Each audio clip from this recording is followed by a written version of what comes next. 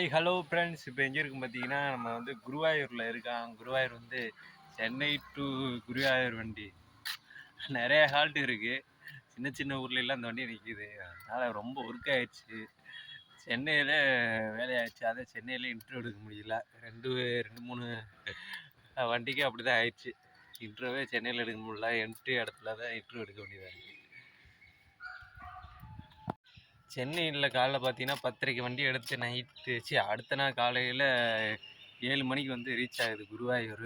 இன்றைக்கி நைட்டு 11 மணிக்கு வண்டி எடுத்து அடுத்த நாள் காலைல நைட்டு 8 மணிக்கு போகுதுன்னு நினைக்கிறேன். சரியாக பார்க்கல, பார்த்து நான் உங்களுக்கு சொல்கிறேன். கேப் 4 தான் புல் பண்ணுது. பார்த்தீங்கன்னா நைட்டு 11 மணிக்கு தான் வண்டி எடுக்கிறாங்க. மணி பார்த்தீங்கன்னா 6 மணி ஆக போகுது. பார்த்தீங்கன்னா அண்ட்ரூஸ்லாம் இப்போ தான் க்ளோஸில் இருக்குது. இப்போ தான் க்ளீன் பண்ணிட்டு போனாங்க. இனிமேல் தான் ஒரு 8 o'clock ஆர் 9 o'clock ஓப்பன் பண்ணி விடுவாங்க அண்ட்ரூஸு. அதே மாதிரி ஸ்லீப்பர் எல்லாம் க்ளோஸில் தான் இருக்கும். ஏசி மட்டும்தான் எங்கள் கண்ட்ரோலில் இருக்குன்னா ஏசி ஓப்பனில் இருக்கும். அதை நாங்கள் பார்த்துக்கிறதுனால எங்கள் கண்ட்ரோலில் இருக்கிறனால ஓப்பனில் தான் இருக்கும். அது எல்லாத்தையும் க்ளீன் பண்ணிட்டாங்க. க்ளீன் பண்ணது எல்லாத்தையும் காட்டுறேன் உங்களுக்கு, வாங்க போகலாம். பார்த்தீங்கன்னா க்ளீன் பண்ணி முடிச்சாச்சு. இந்த ஒரு கோச்சுக்கு மட்டும் பவர் சப்ளை இருக்குது. மற்ற கோச்சுக்கெலாம் ஆஃப் பண்ணி வச்சுருக்கோம். 9 o'clock இந்த மாதிரி தான் ஆன் பண்ணி விடுவோம். பார்த்தீங்கன்னா 3 பெட்ஷீட்டு, 3 பில்லோ, 3 பிளாங்கெட்டு எல்லாம் வச்சாச்சு. ஏசி கோச்சு ஆஃபில் இருக்குது, மற்ற கோச்சு ஆஃபில் இருக்குது லைட்டு. அதனால் இப்போ எடுக்க முடியாது. அப்புறம் ஸ்டார்ட் பண்ணும்போது எடுக்கிறேன். சும்மா வீடியோ ஓட்டுறத பார்த்த நல்லா இருக்காது. நான் ஒரு கதை சொல்றேன், அதை கேட்டுட்டு வீடியோவை பாருங்க. சென்னை எழும்பூர் என்ற இடத்தின் பெயர் மற்றும் வரலாற்றை பற்றி இங்கே காணலாம். பெயர் தோற்றம். எழும்பூர் என்ற பெயர் தமிழ் வார்த்தையான எழும்பூர் என்பதிலிருந்து வந்தது. வரலாற்றின் ஆரம்ப காலத்தில் எழும்பூர் பகுதி சோழ மன்னர் முதலாம் குலோத்துங்க சோழனின் கட்டுப்பாட்டின் கீழ் இருந்ததாக தகவல்கள் கிடைக்கின்றன. மேலும் நெல்லூர் சோழர் கல்வெட்டில் கிபி 1264ஆம் ஆண்டு வாக்கில் புழல் கோட்டத்தில் எழும்பூர் துடர்முனி நாடு என்னும் ஒரு கிராமம் இருந்ததாக அறியப்படுகிறது. காலப்போக்கில் இந்த பெயர் எழும்பூர் என்று மாறியது. ஆங்கிலேயர் ஆட்சி காலத்தில் அவர்கள் இதை எக்மோர் என்று அழைத்தனர். வரலாற்று சிறப்பு. எழும்பூர் ஒரு முக்கியமான வரலாற்று சிறப்பு வாய்ந்த இடமாகும். சோழர் காலத்தில் இது ஒரு நிர்வாக மையமாக இருந்தது.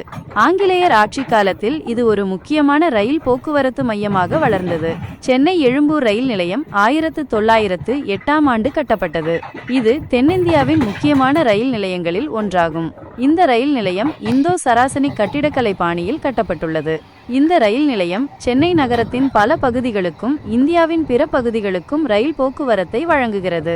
எழும்பூர் சென்னை நகரத்தின் வரலாற்று சிறப்புமிக்க பகுதிகளில் ஒன்றாகும். அடுத்து ஒரு கதை உங்களுக்காக. ரயில் நிலையங்கள் உருவான கதை பல நூற்றாண்டுகள் பழமையானது. அதன் சுருக்கமான வரலாறு இதோ. தொடக்க காலங்கள். 19ஆம் நூற்றாண்டின் தொடக்கத்தில் நீராவி இயந்திரங்கள் கண்டுபிடிக்கப்பட்ட பிறகு சரக்குகளை கொண்டு செல்வதற்கும் மக்களை ஓரிடத்திலிருந்து மற்றொரு இடத்திற்கு அழைத்துச் செல்வதற்கும் ரயில் போக்குவரத்து ஒரு முக்கிய வழியாக மாறியது. இதன் காரணமாக ரயில் நிலையங்கள் உருவாகத் தொடங்கின. தொடக்கத்தில் இவை வெறும் சரக்குகளை ஏற்றவும் இறக்கவும் பயன்படுத்தப்பட்டன. ஆனால் காலப்போக்கில் பயணிகள் வசதிக்காக பல வசதிகளுடன் உருவாக்கப்பட்டன. இந்தியாவில் ரயில் நிலையங்கள். இந்தியாவில் ஆங்கிலேயர் ஆட்சி காலத்தில் ரயில் போக்குவரத்து அறிமுகப்படுத்தப்பட்டது.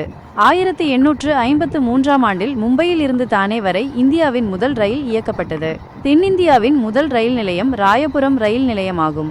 இது 1856ஆம் ஆண்டு ஜூன் 28ஆம் தேதி அன்றைய மெட்ராஸ் ஆளுநர் ஹாரிஸ் பிரபுவால் திறந்து வைக்கப்பட்டது.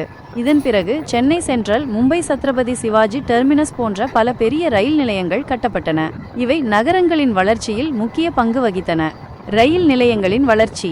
காலப்போக்கில் ரயில் நிலையங்கள் பல மாற்றங்களை சந்தித்தன. பயணிகள் வசதிக்காக காத்திருப்பு அறைகள், உணவு விடுதிகள், கழிப்பறைகள் போன்ற பல வசதிகள் உருவாக்கப்பட்டன. இன்று ரயில் நிலையங்கள் நவீன தொழில்நுட்பத்துடன் மேம்படுத்தப்பட்டு வருகின்றன. மெட்ரோ ரயில் நிலையங்கள் விமான நிலையங்களைப் போலவே பல வசதிகளை கொண்டுள்ளன. ரயில் நிலையங்கள் மக்களின் பயணத்தை எளிதாக்குவதோடு நகரங்களின் பொருளாதார வளர்ச்சியிலும் முக்கிய பங்கு வகிக்கின்றன.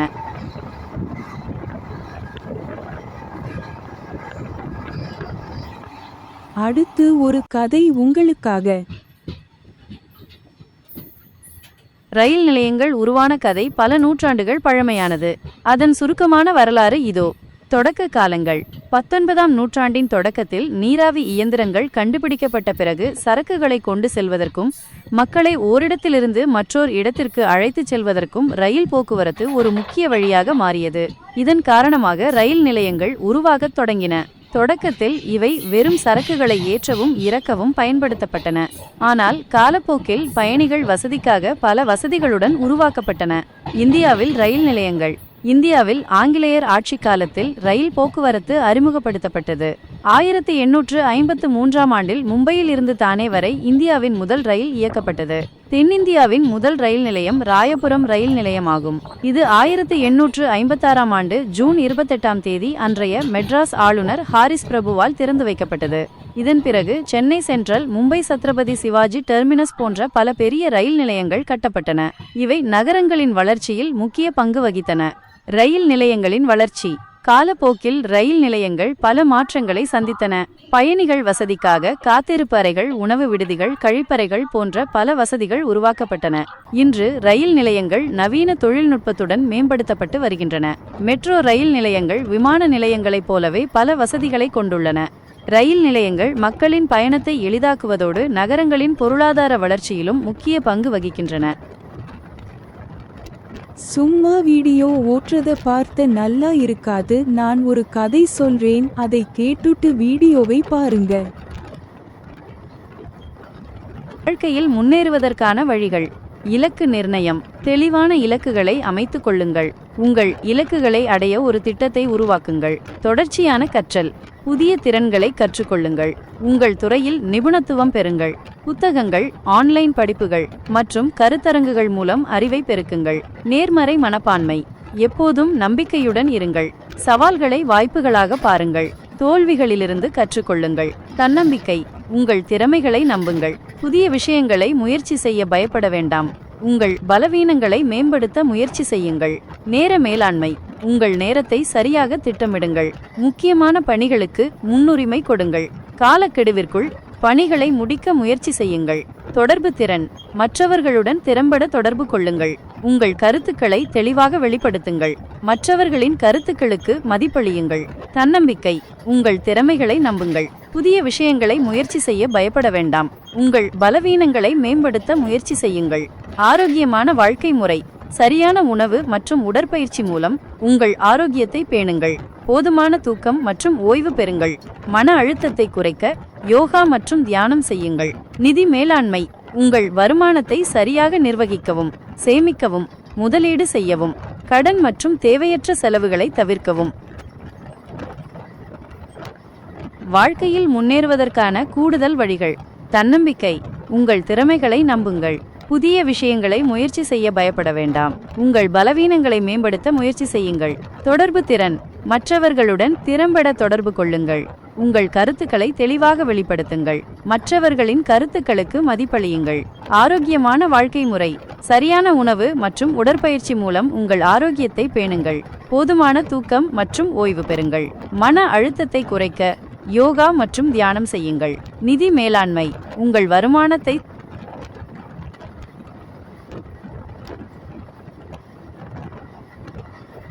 சரியாக நிர்வகிக்கவும், சேமிக்கவும், முதலீடு செய்யவும்.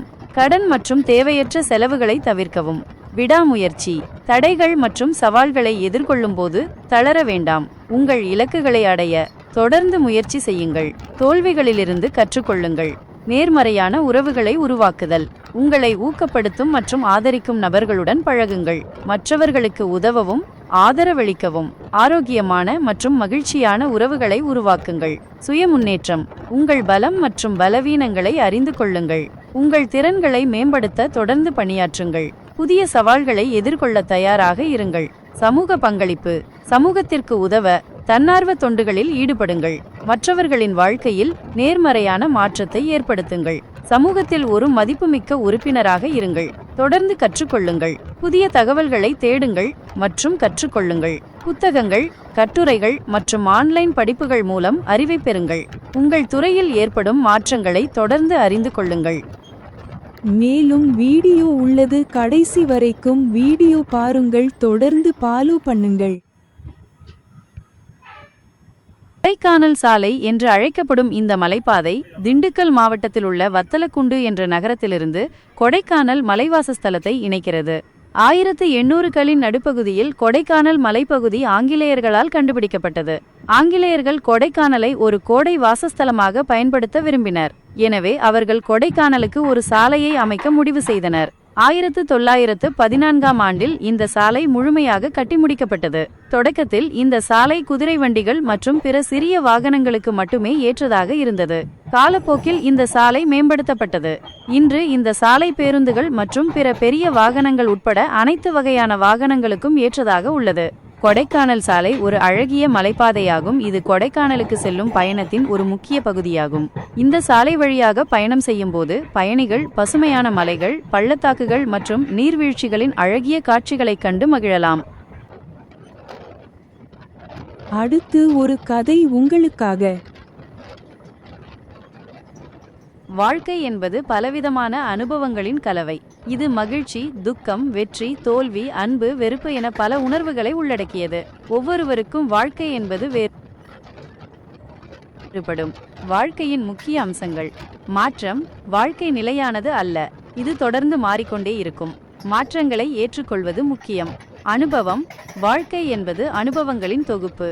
ஒவ்வொரு அனுபவமும் நமக்கு ஏதோ ஒரு பாடத்தை கற்றுத்தருகிறது. உறவு. மனித உறவுகள் வாழ்க்கையின் முக்கிய அங்கமாகும். அன்பு, நட்பு, குடும்பம் போன்றவை வாழ்க்கைக்கு அர்த்தம் சேர்க்கின்றன. வளர்ச்சி. வாழ்க்கை என்பது தொடர்ச்சியான கற்றல் மற்றும் வளர்ச்சியின் பயணம். நோக்கம். ஒவ்வொருவருக்கும் வாழ்க்கையில் ஒரு நோக்கம் இருக்கும். அதை கண்டுபிடித்து வாழ்வது முக்கியம். வாழ்க்கையை பற்றிய சில கருத்துக்கள். வாழ்க்கை ஒரு பயணம், இலக்கு அல்ல. வாழ்க்கையை முழுமையாக வாழுங்கள்.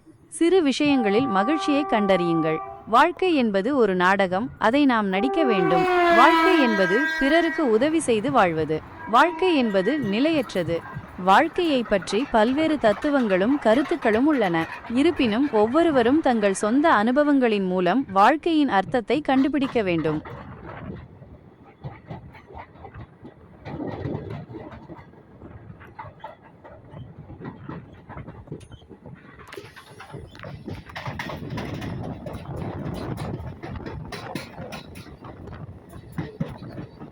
வாழ்க்கை என்பது ஒரு பரந்த மற்றும் சிக்கலான தலைப்பு. ஒவ்வொருவருக்கும் வாழ்க்கையை பற்றிய தனிப்பட்ட கருத்துக்கள் மற்றும் அனுபவங்கள் உள்ளன. இருப்பினும் வாழ்க்கையை பற்றிய சில பொதுவான கருத்துக்கள் மற்றும் நுண்ணறிவுகள் உள்ளன. வாழ்க்கையின் நோக்கம். வாழ்க்கையின் நோக்கம் என்ன என்பது ஒரு தத்துவார்த்த கேள்வி. சிலர் வாழ்க்கையின் நோக்கத்தை மகிழ்ச்சியை தேடுவது, அர்த்தமுள்ள உறவுகளை உருவாக்குவது அல்லது உலகிற்கு பங்களிப்பது என்று நம்புகிறார்கள். மற்றவர்கள் வாழ்க்கையின் நோக்கத்தை தனிப்பட்ட வளர்ச்சி, கற்றல் மற்றும் அனுபவங்களை பெறுவது என்று கருதுகின்றனர். சிலர் ஆன்மீக வழியில் வாழ்க்கையின் நோக்கத்தை கடவுள் அல்லது ஒரு உயர்ந்த சக்தியுடன் இணைக்கிறார்கள். வாழ்க்கையின் சவால்கள். வாழ்க்கை சவால்கள் மற்றும் தடைகளால் நிறைந்தது. இந்த சவால்களை எவ்வாறு எதிர்கொள்கிறோம் என்பது நம் வாழ்க்கையின் தரத்தை தீர்மானிக்கிறது. தடைகளை தாண்டி தோல்விகளிலிருந்து கற்றுக்கொண்டு பின்னடைவை வளர்ப்பது முக்கியம். வாழ்க்கையின் மகிழ்ச்சிகள். வாழ்க்கை மகிழ்ச்சியான தருணங்கள் மற்றும் அனுபவங்களால் நிறைந்தது. இந்த மகிழ்ச்சிகளை அனுபவிப்பதும் அவற்றை போஷிப்பதும் முக்கியம். சிறு விஷயங்களில் மகிழ்ச்சியை கண்டறிவது, நன்றியுடன் இருப்பது மற்றும் நேர்மறையான கண்ணோட்டத்தை வளர்ப்பது மகிழ்ச்சியான வாழ்க்கைக்கு வழிவகுக்கும். வாழ்க்கையின் உறவுகள். மனித உறவுகள் வாழ்க்கையின் முக்கிய அங்கமாகும். அன்பான உறவுகள், நட்பு மற்றும் சமூக தொடர்பு ஆகியவை வாழ்க்கைக்கு அர்த்தம் சேர்க்கின்றன. நல்லுறவுகளை உருவாக்குவது, அவற்றை பராமரிப்பது மற்றும் பிறருக்கு ஆதரவளிப்பது முக்கியம். வாழ்க்கையின் நிலையற்ற தன்மை. வாழ்க்கை நிலையற்றது மற்றும் கணிக்க முடியாதது. இந்த நிலையற்ற தன்மையை ஏற்றுக்கொள்வது மற்றும் நிகழ்காலத்தில் வாழ்வது முக்கியம். ஒவ்வொரு தருணத்தையும் முழுமையாக அனுபவிப்பதும் வாழ்க்கையை அதன் போக்கில் வாழ அனுமதிப்பதும் முக்கியம். வாழ்க்கை ஒரு கற்றல் பயணம். வாழ்க்கை என்பது தொடர்ச்சியான கற்றல் மற்றும் வளர்ச்சியின் பயணம். புதிய விஷயங்களை கற்றுக்கொள்வது, சவால்களை எதிர்கொள்வது மற்றும் நம் அனுபவங்களிலிருந்து வளர்வது முக்கியம். வாழ்க்கை தத்துவம். வாழ்க்கை தத்துவம் என்பது ஒவ்வொருவருக்கும் மாறுபடும். ஒவ்வொருவரும் வாழ்க்கையை எவ்வாறு அணுகுகிறார்கள், அதன் அர்த்தத்தை எவ்வாறு புரிந்து கொள்கிறார்கள் என்பதை பொறுத்தது. வாழ்க்கை தத்துவம் என்பது தனிப்பட்ட மதிப்புகள், நம்பிக்கைகள் மற்றும் அனுபவங்களால் வடிவமைக்கப்படுகிறது. வாழ்க்கை என்பது ஒரு தனித்துவமான மற்றும் தனிப்பட்ட பயணம். ஒவ்வொருவரும் தங்கள் சொந்த வழியில் வாழ்க்கையின் அர்த்தத்தை கண்டுபிடிக்க வேண்டும். கூடல் நகர் என்பது தமிழ்நாட்டின் மதுரை மாவட்டத்தில் உள்ள ஒரு புறநகர் பகுதியாகும்.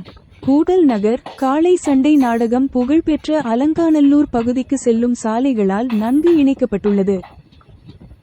கூடல் என்ற சொல்லின் பொருள் கூடு என்னும் வினைச்சொல்லிலிருந்து உருவான பெயர்ச்சொல். கூடு போல் அடுக்குமாடிகள் உயரமாகி கூடுதலையும் உணர்த்தும். நான்மாட கூடல் என்றால் 1. மதுரையை குறிக்கும் சொல்.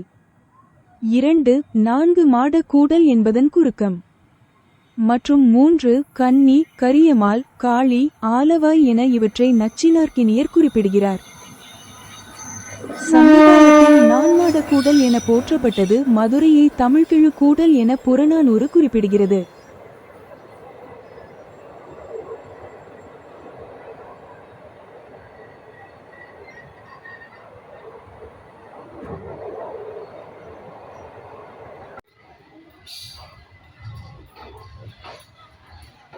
மதுரை என்ற சொல்லுக்கு இனிமை என்பது பொருள். இது தமிழ்நாட்டின் முக்கிய நகரமாகும். மதுரைக்கு வேறு சில பெயர்கள்: மலை நகரம், மதுரா நகர், தென்மதுராபுரி, கூடல், முக்கூடல் நகரம், பாண்டிய மாநகர், மல்லிகை மாநகர், மல்லிநாகரம், வைகை நகரம், நான்மாடக்கூடல். மதுரைக்கு செழுமையான வரலாற்று பின்னணி உள்ளது. சிவபெருமானே திருவிளையாடல்கள் எனப்படும் 64 அதிசயங்களை நிகழ்த்தியதாக கூறப்படுகிறது. மதுரை மாநகரின் மாண்பினை விரிவாக எடுத்து விளக்கும் இலக்கியங்கள் மதுரை காஞ்சி, பரிபாடல், சிலப்பதிகாரம், திருவிளையாடற் புராணம். மதுரைக்கு பற்றிய கல்வெட்டுகளில் மதுரை என பதிவாகி உள்ளது. மதுரையின் அடிப்படையில் குலசேகரன் உடனடியாக தனது பரிவாரங்களை அனுப்பி காட்டை திருத்தி சுயம்பு லிங்கத்தை மையமாக்கி கட்கோவில் ஒன்றை எழுப்பினான். அப்போது சிவபெருமான் தோன்றி தனது சடாமுடி கற்றையிலிருந்து அமுதத்துளி சிந்தியருள அதன் காரணத்தால் அப்பகுதி மதுரை என்னும் பெயர் பெற்றது. மதுரம் என்றால் தமிழில் இனிமை என்பது பொருள் ஆகும். கோவில்பட்டி என்பது தமிழ்நாட்டின் தூத்துக்குடி மாவட்டத்தில் உள்ள ஒரு நகரம். இது ஒரு தொழில் நகரமாகும். கோவில்பட்டி வட்டம் மற்றும் கோவில்பட்டி ஊராட்சி ஒன்றியம் ஆகியவற்றின் நிர்வாக தலைமையிட நகரம் இது. கோவில்பட்டி பற்றிய சில தகவல்கள்: 1. கோவில்பட்டி தூத்துக்குடிக்கு அடுத்தபடியாக மாவட்டத்தில் 2வது பெரிய நகரம். 2. கோவில்பட்டிக்கு போட்டிகளின் நகரம் என்ற செல்ல பெயர் உண்டு. 3. கோவில்பட்டி தீப்பெட்டிகளுக்கு நன்கு பெயர் பெற்றது. 4. கோவில்பட்டியில் உள்ள லாயல் டெக்ஸ்டைல் மில்ஸ் மற்றும் லட்சுமி மில்ஸ் ஆகியவை சுமார் 25,000 பேருக்கு வேலைவாய்ப்பை வழங்குகிறது. மற்றும் 5. கோவில்பட்டி வட்டத்தில் கோவில்பட்டி, கழுகுமலை, இளையரசனேந்தல் என 3 உள்வட்டங்களும் 87 வருவாய் கிராமங்கள் உள்ளன. விக்கிபீடியா இன் அடிப்படையில் கோவில்பட்டி ஆங்கிலம் கோவில்பட்டி இந்தியாவின் தமிழ்நாடு மாநிலத்தின் தூத்துக்குடி மாவட்டத்தில் உள்ள ஒரு தொழில் நகரமாகும். இது கோவில்பட்டி வட்டம் மற்றும் கோவில்பட்டி ஊராட்சி ஒன்றியம் ஆகியவற்றின் நிர்வாக தலைமையிட நகரமும் சிறப்பு நிலை நகராட்சியும் ஆகும். இந்நகரம் தூத்துக்குடி மாவட்டத்தின் 2வது பெரிய நகரமாகும். திருவனந்தபுரம் என்ற பெயருக்கு அனந்தனின் நகரம் என்று பொருள். இது இந்தியாவின் கேரள மாநிலத்தின் தலைநகரம். திருவனந்தபுரம் பற்றிய சில தகவல்கள்: 1. திருவனந்தபுரம் முன்பு திருவிதாங்கூர் இராச்சியத்தின் தலைநகரமாக இருந்தது. 2. திருவனந்தபுரம் அரண்மனைகள் மற்றும் பத்மநாப சுவாமி கோவிலுக்காக குறிப்பிடத்தக்கது. 3. திருவனந்தபுரம் விண்வெளி ஆராய்ச்சி நிறுவனங்கள் மற்றும் நிறுவனங்களுக்கு ஒரு முக்கிய மையமாக உருவெடுத்துள்ளது. 4. திருவனந்தபுரம் மகாத்மா காந்தியால் இந்தியாவின் பசுமை நகரம் என அழைக்கப்பெற்றது. 5. திருவனந்தபுரம் சிறந்த கலை மற்றும் பண்பாட்டை ஆதரிக்கும் நகரமாகும். மற்றும் 6. திருவனந்தபுரம் சுவாதி திருநாள், ராஜா ரவிவர்மா போன்ற புகழ்பெற்ற கலைஞர்களின் தாயகமாகும்.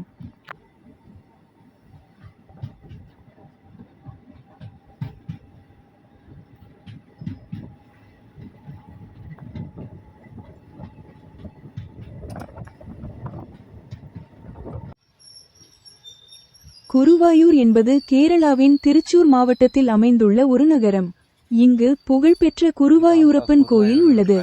இந்த கோயிலில் விஷ்ணுவின் ஒரு வடிவமான குருவாயூரப்பன் வழிபடப்படுகிறார். குருவாயூர் கோயிலின் சிறப்புகள். 1. இந்த கோயில் தென்னகத்தின் துவாரகை என்று